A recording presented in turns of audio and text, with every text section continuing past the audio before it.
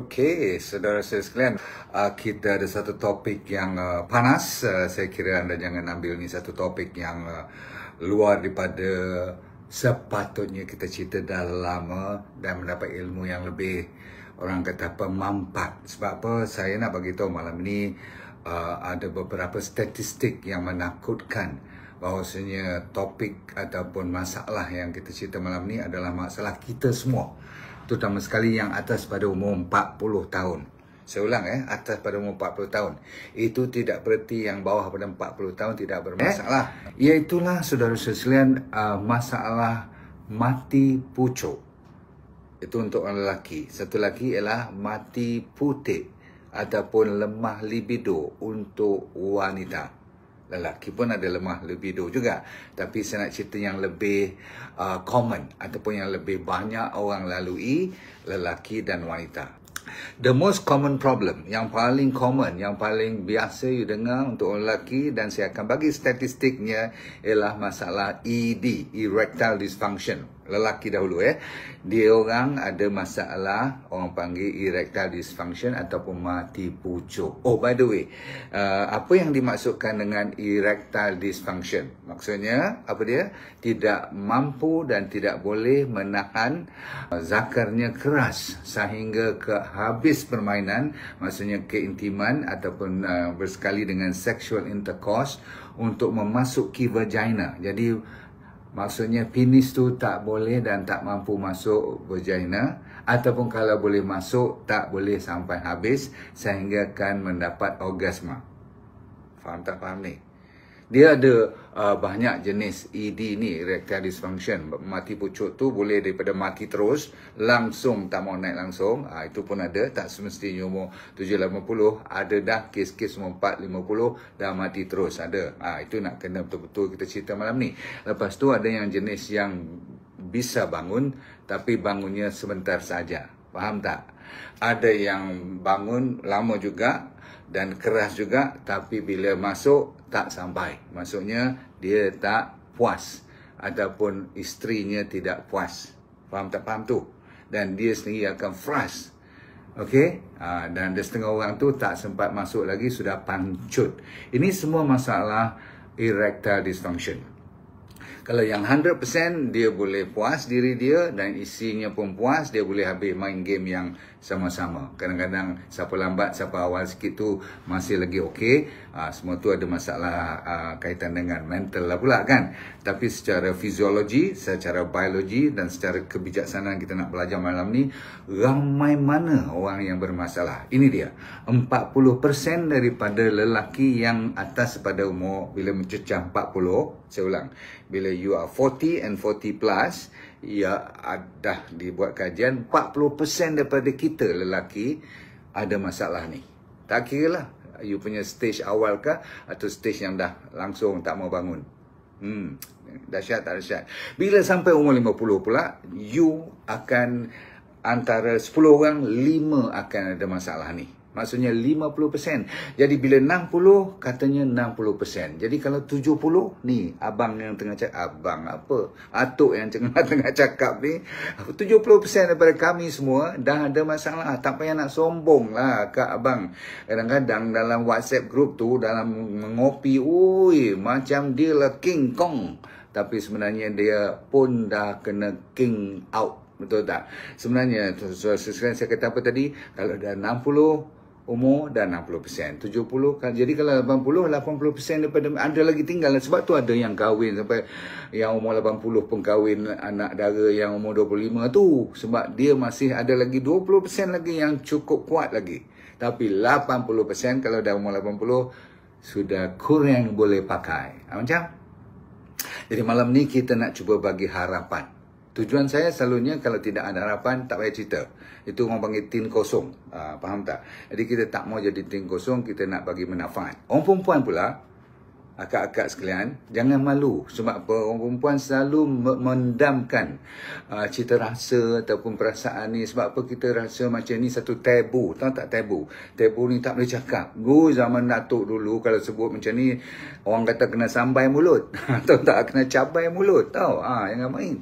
Jadi tuan-tuan sekalian, kita diam, kita macam takut ataupun merasakan benda ni orang tak cakap. Jadi kalau kita cakap jadi malu. So, 40% secara menyeluruh, secara amnya, wanita ada masalah mati putih ataupun lemah libido. Lemah libido ni maksudnya dia tak ada nafsu lagi dah, ataupun dia malas, ataupun dia tak ada, kalau ada pun macam kena paksa je kan. Jadi orang perempuan sebenarnya terganggu sampai 40%. Dan 12% daripada mereka ni semua memang sampai kena jumpa doktor pun. Sebab dia dah jadi stres, dah jadi tak betul, sampai ada masalah perkahwinan, jadi kacau bilau lah. So dahsyat tu. Jadi kalau 40% daripada kita orang perempuan, sampai kat sini yang perempuan tu cuba fikir-fikirkan. Kalau you pun ada masalah ni, cuba dengar dulu. Jangan buat keputusan kata, habislah aku. No. Sebab tu kita nak cerita. Dan semua-semua ni, yang saya kata tadi bawah pada umur 40, jangan you nak sombong juga. Di zaman moden disebabkan apa? Disebabkan pemakanan racun dan banyak lagi bahan-bahan toksik yang dah masuk ke dalam badan kita, dia juga boleh merosakkan bahagian private kita, sama ada penis untuk lelaki ataupun klitoris untuk wanita. Dengar elok, klitoris untuk wanita. Kenapa saya kata klitoris dan penis ni sebagai cerita asasnya ialah waktu kita dalam in vitro, maksudnya embryologi kita, maksudnya kita belum dilahirkan, mula-mula asal usulnya sama je. Tuhan jadikan sama bentuk dan sebagainya. Dia ada dia punya sponge dia ada dia punya nerve dia punya pembuluh darahnya semua sama. Cuma bila you dah diisytiharkan, Tuhan kata kau jadi perempuan, maka you tak akan membesar you punya structure ni. Untuk lelaki, you akan membesar sehingga nampak keluar. Faham tak faham ni? Jadi kalau kita ambil structure perempuan, klitorisnya, dan structure lelaki, sama saja. Jadi cara merangsangkannya pun ada kaitan. Dan ada persamaan. Tengok, dengar dulu. Semua-semua yang bawah pada umur 40 tadi, sebelum kita tertinggal mereka, anak-anak muda ataupun yang baru kahwin semua ni, kalau pun you masih lagi hero sekarang, you jangan lupa ada kawan you yang 20% daripada mereka nampak aja muda, terang-tang-tang pergi gym semua, badan sado macho, tapi bang 20% daripada kita orang bawah pada umur 40 sudah tidak bisa pakai, babe. Mulalah salahkan, memang betul pun ada kesalahan tentang steroid, ada kadang-kadang nak bagi nampak itu semua, ataupun ambil benda-benda soya ataupun protein powder yang berlebihan, boleh memang terkena, boleh merosakkan masalah seks ni, sexual organ lelaki terutama sekali. Baik, balik pada cerita kenapa benda ni berlaku dan apa punca resmi berlakunya mati pucuk ataupun mati putih ni. Jawapannya tidak lain tidak bukan, siapa tahu apa dia? Cepat, cuba teka dulu. Kenapa semua ni berlaku? Apa dia punya penyebab utamanya? Maksudnya apa yang terjadi sehinggakan benda ni boleh jadi sampai layu, sampai kalau naik pun tak komplit? Jawapannya tidak lain tidak bukan, ialah aliran darah. Sebab tu untuk orang Cina, Qi ni ataupun energi ni melalui darah ataupun aliran darah, dengan pembuluh darah semuanya sekali, dengan dia punya saraf dia sekali, dengan dia punya hormon sekali, dan dengan dia punya enzim yang berkaitan dengan pembuka ataupun dilation, berkembangnya dia punya pembuluh darah punya bulatan tu kan, supaya GERD tu dia boleh besar, sudah terganggu. Itu adalah penyebab utama. Jadi vasodilatation maksudnya pembuka pembuluh darah ni dah mula rosak, sebab dia sebenarnya asal usul daripada permukaan tu. Di permukaan tu ada satu bahan, nama apa? Nama dia adalah nitric oxide. Memang Tuhan jadikan Dahsyat dan dahsyat. Allah SWT tu sampai ke situ pun dia fikir. Bila kau nak lakukan seks atau nak intim dengan suami isteri ni, dia keluar. Magic kan. Masa you duduk sembang dengan macam ni, tak keluar lah kot. Betul tak? Kalau keluar juga bahaya lah kan. You ada masa budak-budak muda, dia tak kira masa mana nak keluar, keluar juga. Masa bila keluar dia punya gas tu nama nitric oxide, NO, maka dia akan mula mengembang. Bila dia mengembang, dia supply kepada otot-otot di dalam klitoris perempuan dan dalam penis untuk lelaki, zakar tu, maka dia kembang. Dia kembang macam diisikan terus, banyak darah, dan ada cara yang melalui enzim dan sebagainya, dia tutup dulu sementara you melakukan you punya aktiviti. Kenapa cepat sangat dia layu? Rupanya dia punya enzim tu bila keluar balik, ada satu enzim yang menahan. Dia tak mau bagi patah balik you punya darah tu, biar tersimpan, biar keras, mencacak je macam tu, tahu tak? Perempuan pun sentiasa terangsang. Ingat saya kata apa? Sama kan, dia ada, cuma kecil. Sebab tu kalau siapa yang dah dewasa ni, bila you mainkan klitoris isteri you, you pun akan rasa dia mengeras juga. Masalah dapat anak ni lain cerita pula. Itu reproduction pun mustahak, fertility ni, sebab ada kaitan dengan seks. Kalau tak ada seks, mana ada anak pula. So, balik pada cerita nitric oxide tadi, saraf, hormon, apalagi saya kata tadi, enzim, semua mainkan peranan. Jadi, balance ni lah yang paling mustahak, sampaikan dia ada kaitan dengan otak pun. Baik, satu lagi, blood flow ni, kenapa saya tekankan ialah dia ada kaitan dengan sebagai macam petanda kepada kesihatan you punya seks, organ-organ you ni, perempuan dan lelaki, tetapi dia ada petanda tentang kesihatan jantung you. Banyak kajian telah dijalankan bahawasanya kalau orang mati pucuk atau mati putih ni, dia punya jantung akan rosak dalam masa 7 tahun lagi.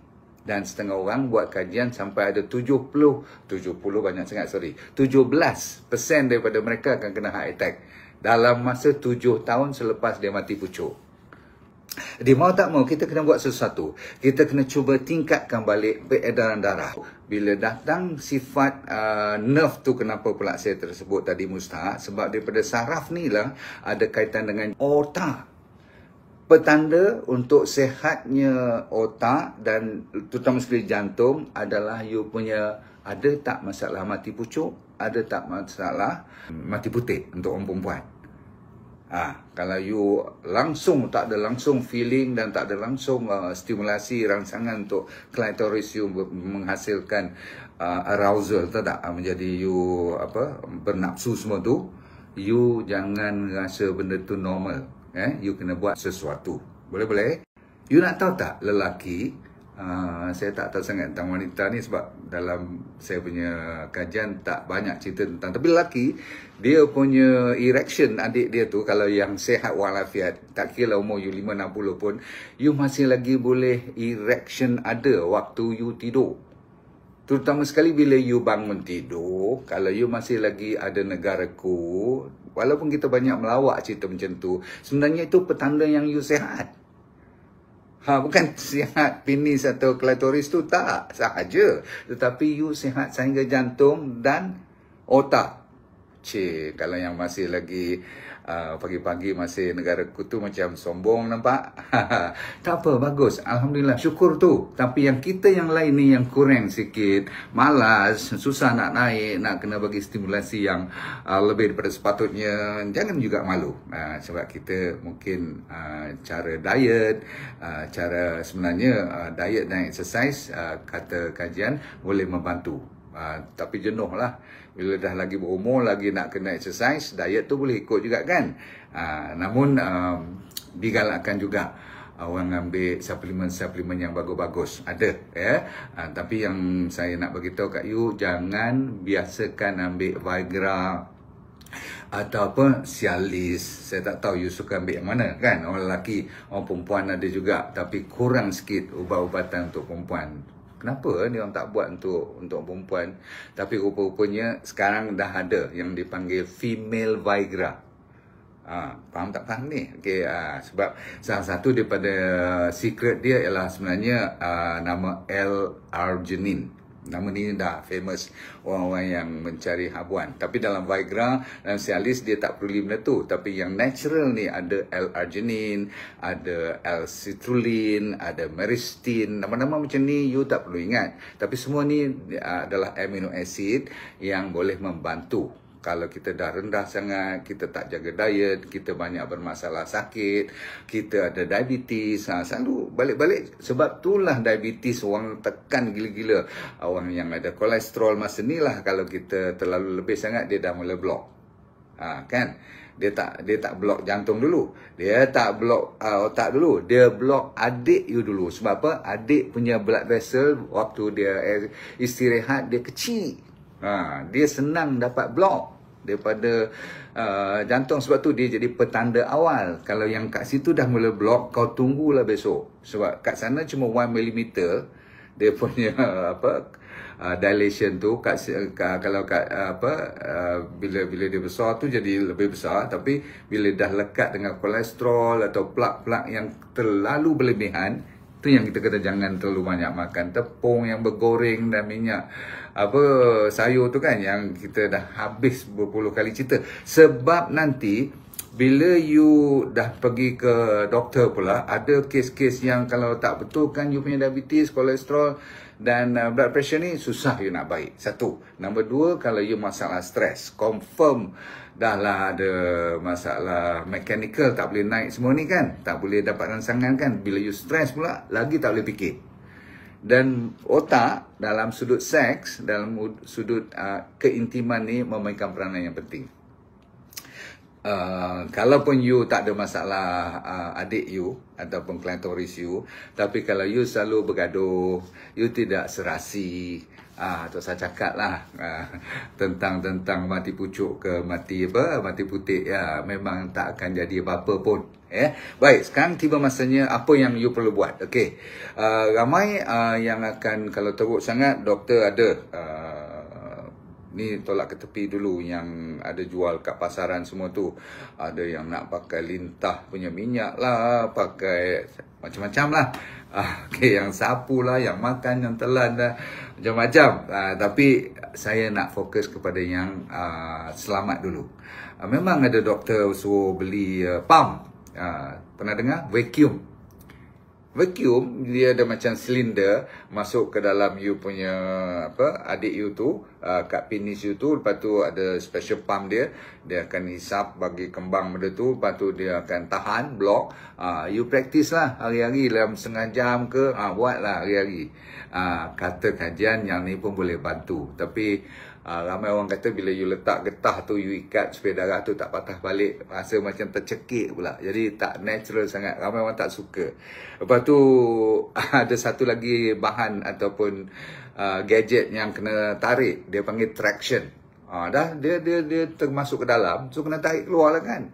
Lagi satu, kalau you obese, memang kena turunkan berat badan supaya boleh membantu. Faham tak faham ni? Okay. Sebab ada masalah saiz pun. Setengah orang ada masalah saiz dan panjang. Okay. Kata kajian, lelaki sepatutnya ada lebih kurang 5 inci bila dah ada kekerasan tu ataupun dah ada erection. Antara 5 to 5.5 tu average. Jadi kita orang Asia ni kadang-kadang nak ikut cerita Mak Saleh ni, mereka lain lah sikit, betul tak? Saya galakkan you ambil antara 3 inci sampai 6 inci sebagai average. Tak payah you panik kalau you cuma baru 3 inci setelah erection. Faham tak? Okay. You jangan risau kalau masa you tengah tidur, tengah tak buat apa-apa, kalau tak naik apa-apa lagi, you baru 1-2 inci ke. Kan setengah orang panggil apa? Micro penis. Penis pun ada micro. Kalau macro tu Tuhan bagi rezeki you dah tergantung-gantung panjang semua tu lain cerita lah kan. Tapi saya cerita yang bermasalah malam ni bukan soal panjang atau pendek, soal efektif atau berhasil atau tidak untuk supaya tak kena erectile dysfunction. Yang saya kata apa tadi, boleh main sampai akhir timing dia tu. Jadi tuan-tuan sekalian, ada isu-isu orang tanya kadang-kadang bila saya buat lecture pelan-pelan, orang datang bisik kat saya, "Dok, saya boleh tak masturbation? Tahu tak masturbation? Ni lelaki atau perempuan ni? Jangan main. Tahu, lelaki atau perempuan sebenarnya masturbation atau onani, tahu kan, melancap sebenarnya adalah satu perkara yang hampir 80% wanita bikin.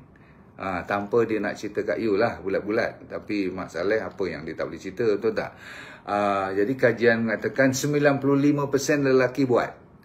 Jadi saya tak maulah bergaduh tentang ustaz kata apa, nanti jadi isu pula malam ni. Cuma saya selalu menasihatkan, dia memang tak ada, setengah orang kata haram kan, tapi kita ambil jalan tengah. Ada juga yang kata makro, ada yang kata okey. Tapi kalau okey sangat pun masturbation ni, sebab apa?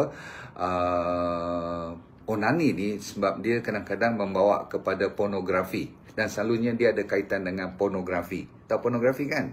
Yang tengok gambar lucah, filem lucah, sebab dia nak memberi rancangan. Sebab dia pun dah teruk. So dia nak mengangkat dia punya syekh dia tu, nak bagi naik. Kadang-kadang dia kena pakai semua ni.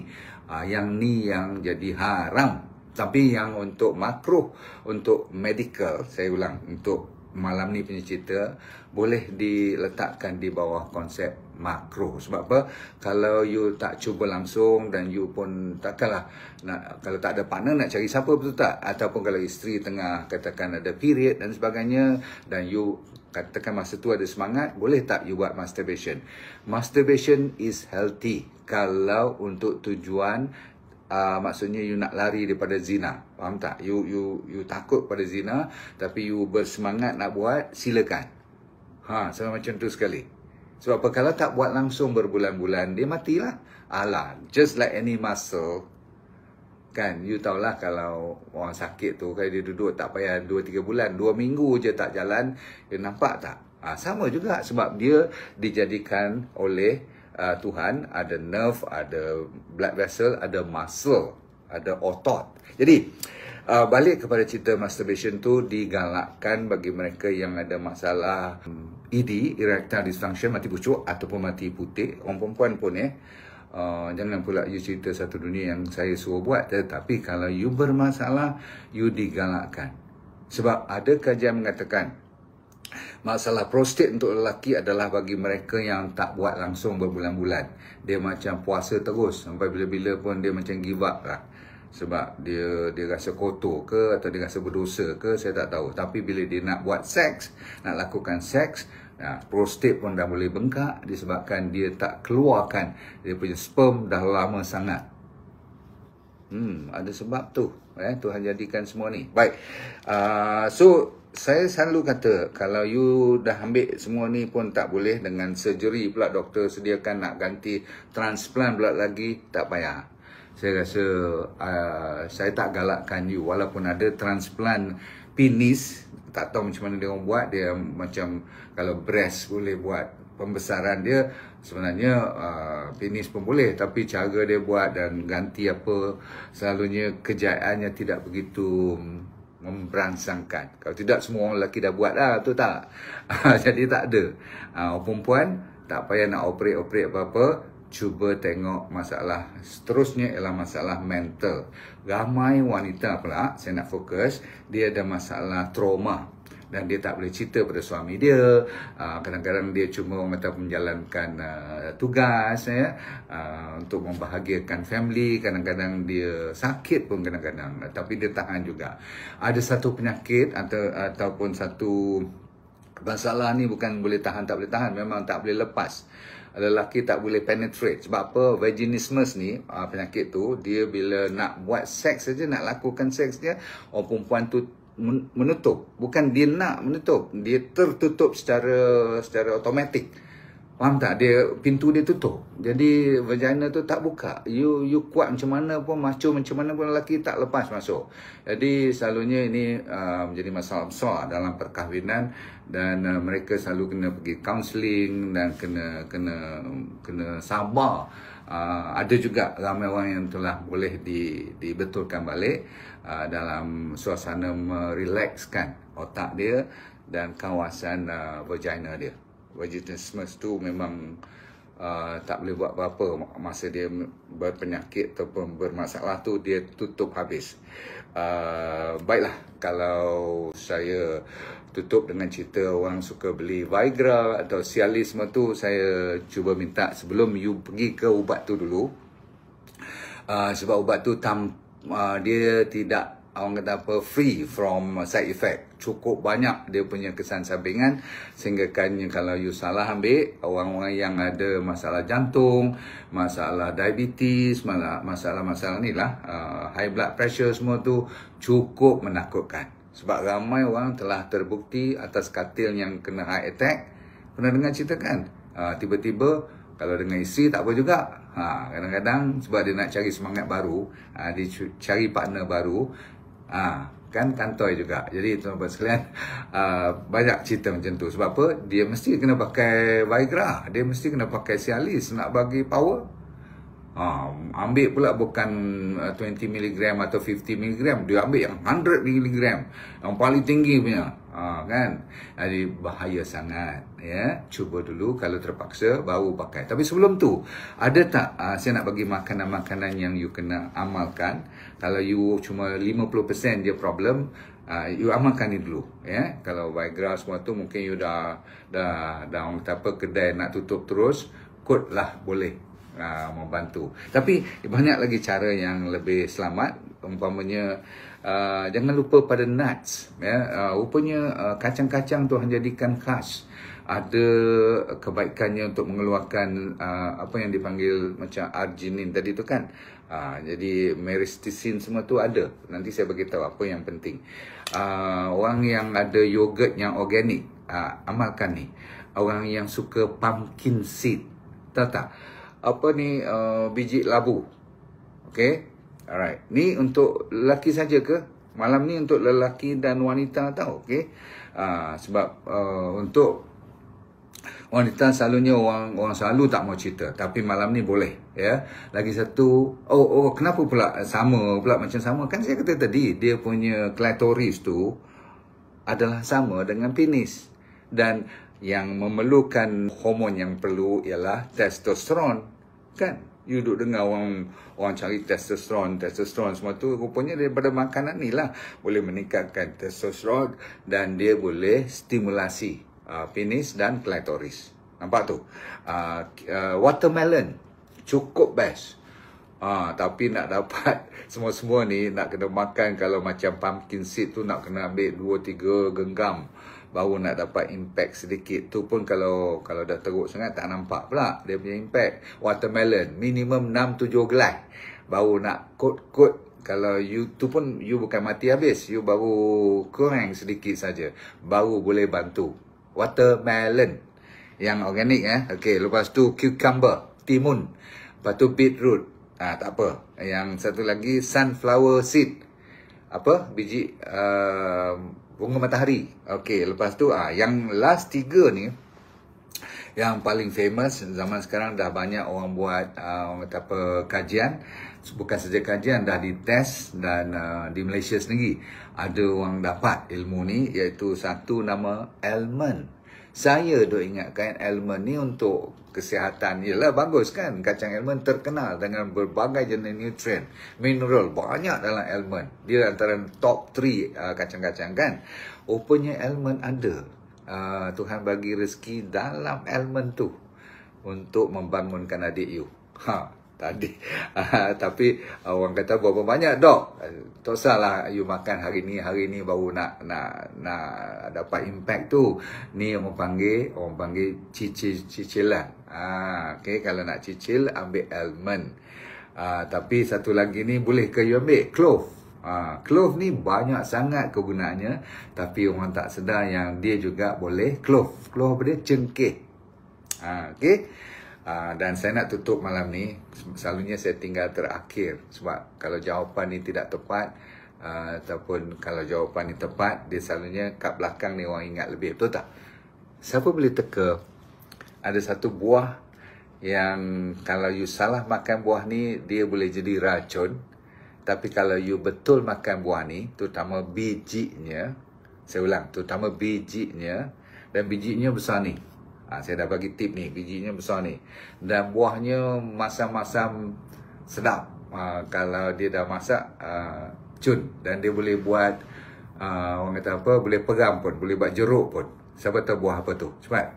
Dan bijinya tu yang kalau terlebih dia jadi racun, tapi kalau betul dan dosnya tepat, dia jadi penawar resmi untuk penyakit mati pucuk dan juga mati putih. Yang specialnya biji ni boleh digunakan untuk wanita dan untuk lelaki, termasuk untuk infertility. Untuk nak cuba dapatkan baby, ini sebagai usaha, betul tak?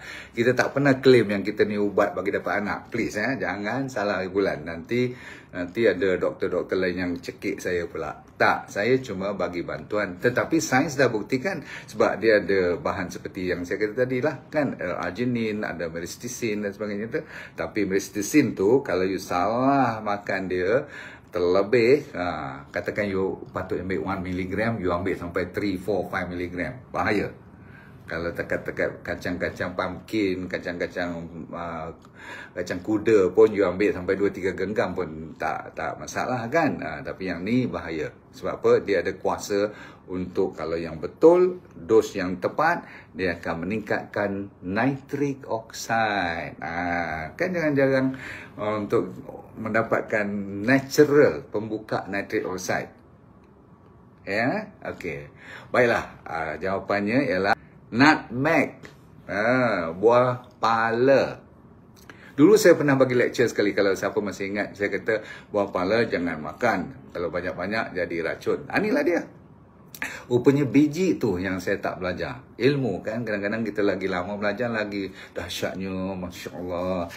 Kita macam tu, kita astagfirullah, kenapa aku tak tahu dulu. Dahsyat tak dahsyat. Rupanya dalam biji tu, cuma you kena ambil dos yang betul. Jadi supaya you tak pening kepala, untuk dapatkan dos yang betul, almond pun kena dos betul, clove terutama sekali, cengkeh. Tapi buah yang paling best malam ni ialah nutmeg. Ada lagi lah kita masukkan susu lembu awal dan sebagainya tu. Selalunya ada cambahan-cambahan yang mencantikkan supaya you tak bermasalah. Okey, tiba masanya untuk siapa wanita dan lelaki, jangan lupa. Dan jangan mengharapkan malam ni you makan semua ni, malam ni juga dia naik, okey? Tapi setengah orang, kalau dia sudah okey, dia cepat sikit. Saya nak cerita ni untuk mereka yang tak okey. You kena ambil 2-3 hari, baru nampak sedikit, lepas tu ambil. Kan dia supplement. Dia bukan Viagra dan dia bukan Cialis. Masa nak main, makan. No. Ini sebagai makanan. Cuba baca. Terbalik pula. Boleh nampak tak? Siapa boleh nampak? Namanya Kamas. Dan dalam Kamas ni, projek utama saya ialah untuk memberi kuasa untuk membuka balik pembuluh darah, iaitu nitric oxide dengan stimulasi daripada rempah ratus ataupun daripada spice. Dan yang utama sekali malam ni ialah nutmeg ataupun buah pala dengan dos yang tepat, yang telah dibuktikan 30 tahun dah dibuat test. Dan dah pun dapat kelulusan KKM semua ni, alhamdulillah. Bukan untuk tujuan nak bagi naik adik tu ni bukan ubat, tetapi untuk membantu peredaran darah, khas untuk masalah yang saya cerita malam ni. Okey, sebab topik ni adalah topik sensitif, tapi saya tak segan. Sebab apa? Jarang orang boleh dapat yang natural. Jangan lupa, kalau siapa yang sudi, cuba dulu. Sebab dah ramai dah dapat manfaat. Cuma saya malam ni baru mula cerita. Kita sebelum kita hebahkan kepada masyarakat, kita kena cuba, dan ramai ada pesakit-pesakit lain pun kita cuba, alhamdulillah. So saya doakan anda mendapat manfaat. Jangan lupa DND Kamas, ya. Kalau orang tanya Kamas tu maksudnya apa, dia daripada perkataan Kama Sutra. Tak apalah, itu sejarah nama yang kita bagi ni, ya. Alright, cukup dulu sudah sekalian. Semoga anda dalam keadaan sihat walafiat, dunia bahagia, akhirat syurga. Dan seperti biasa, senyum semua. Let go.